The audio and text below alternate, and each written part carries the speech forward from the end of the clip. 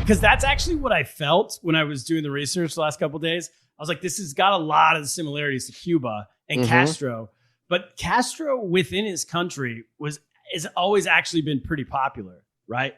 Yeah. Like with a certain amount of, like, if you just go raw numbers, it's not like everyone in Cuba hates Castro. He has like people who genuinely like him.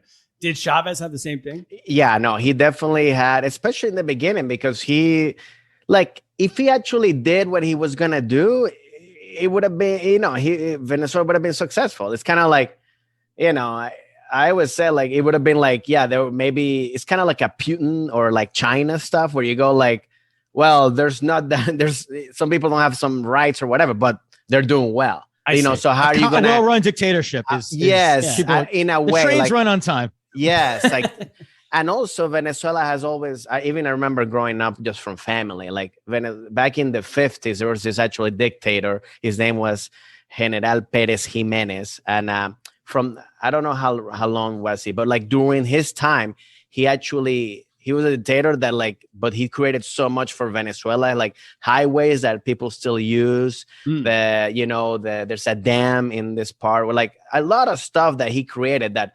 Even like my grandparents and parents always hear him like back in those days, it was so like everything was safe. You could like go out. I mean, like you could leave your doors open and like nothing like, so I think a lot of people also kind of like connected that to like Chavez instead of like, hey, if we can have this again, that'd be great. So he did have popularity. I mean, obviously he did. He connected with, he's like the typical, populist leader that are in history that just connect with people, like the big, like Mussolini, Hitler, all those guys. I mean, they're charismatic. I mean, and they're gonna, so he did. You gotta be charismatic. That's what we always say around here. Yeah. For sure. If you want I mean, like, like you have to. It doesn't matter what you do or what it's more about being charismatic. That's pretty much it. I mean, I think to be a leader, a political it's like stand up. You got to be charismatic if you want. You got to hold a room. We always say Trump would be an amazing stand up. Yes. He really would. Yeah, his improvisational skills are off the charts. Yes. Yeah. How is Maduro in this? Is he charismatic too? No, Maduro's the opposite. He's not going to survive. There's my no. Well, Maduro, he's literally because he was the right hand man of Chavez. He's kind of like, I think I don't know how he started.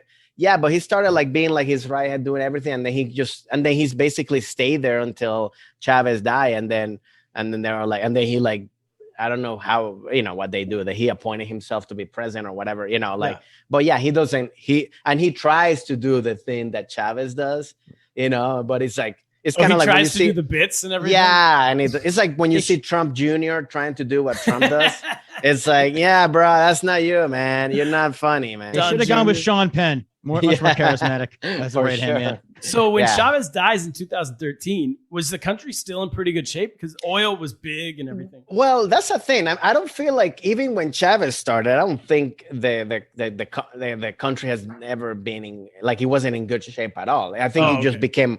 He was popular. He just popular. It just became worse and worse. I mean, because that's why I say to every time people that support Chavez, I go like, I mean, like, look, I would not argue with you if the country was great, if it was like the best country in South America, economy and crime, but it's not. It went worse after he got up. It went worse, and their whole thing is like, yeah, but the U.S. are going against, like everything is always like blaming somebody out, so it's like, so then the embargo, stuff like that. It's like I cannot come. It's like, nah, man. If it was good, it was good. I think because the best times, I think when Venezuela was really good, like from my parents, is when it's like during like late 70s, 80s, and early 90s. That's when really Venezuela was kind of like one of the best. It was like a leader in South America. Leader in South America. Wealthiest countries, right? Yeah, wealthiest countries, and like people would move, which is weird which is funny because a lot of immigration happened in Venezuela during those times, and now you see the opposite. And it's weird because these countries are rejecting Venezuelans or like treating them bad, and it's kind of like one thing that Venezuela was always cool. Like they welcome everybody.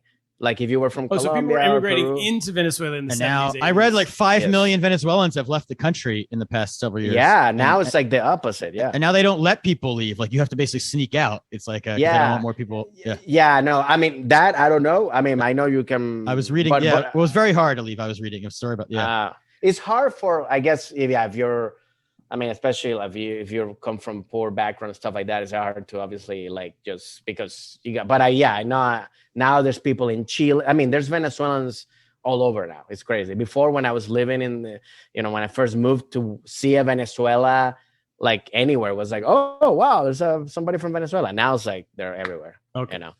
And Yeah. you guys were going to leave for 2 years for a job, and then and come back. Yeah, the contract was like a renewable contract, but then, and especially when we saw this whole change, that's when my parents were like, "Yeah, I'm probably gonna stay here." wow. And then eventually we just stay here for forever. Yeah. And I read, speaking of like Chavez's rule, they said that during his time, and even up until recently, basically until 2014, when oil collapsed, the country was 90% of Venezuela's exports were oil. Yeah. And they were importing 90% of like basic goods had to be imported from another country. Yeah. They weren't sold locally. So therefore, when no one was buying their oil anymore, they didn't then have the money to buy anything to import, and everything just totally collapsed. Yeah, I think that's always been the Achilles heel, or like the spoiled rich syndrome of Venezuela because of oil. They got everything since I was born. Gas in Venezuela. I don't know what it is now, but when I was there living, like it was literally like, I mean, you could fill a tank with like $1. Wow. Like gas is like enough. So, but because Venezuela, yeah, that's the problem. Venezuela, because there's so much oil, like they live off that for a while. And instead, Venezuela should actually, their number one export should be tourism.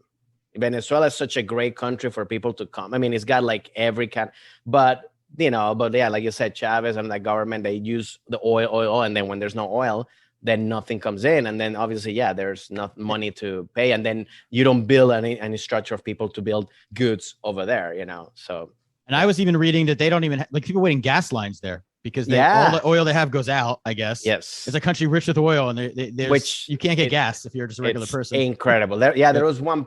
I don't remember what year was it, but yeah, I remember the lines were like days. Like people would stay there and people would play dominoes, cook stuff, put music while waiting to put, which is ridiculous. A country that has so much oil to be able to, and even right now, I think even during this year, there's been some like gas, shortages, which again, it's ridiculous. It should not be like that. And they did. I mean, this is like we have like boomtown, like an American boomtown. Like the West Texas or whatever, like these small boom oil towns that when the oil's good, like everybody's just buying mansions. Yeah.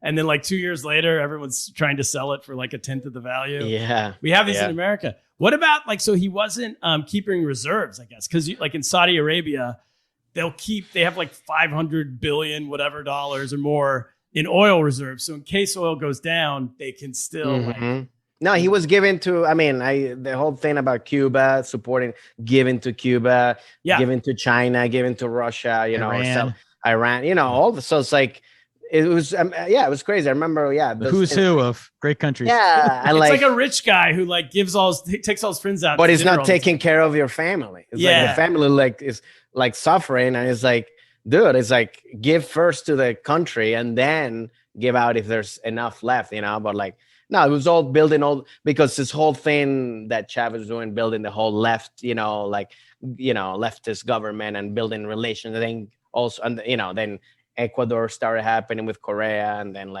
and Brazil with Lula. And so, so they just, that's why the reserves were there,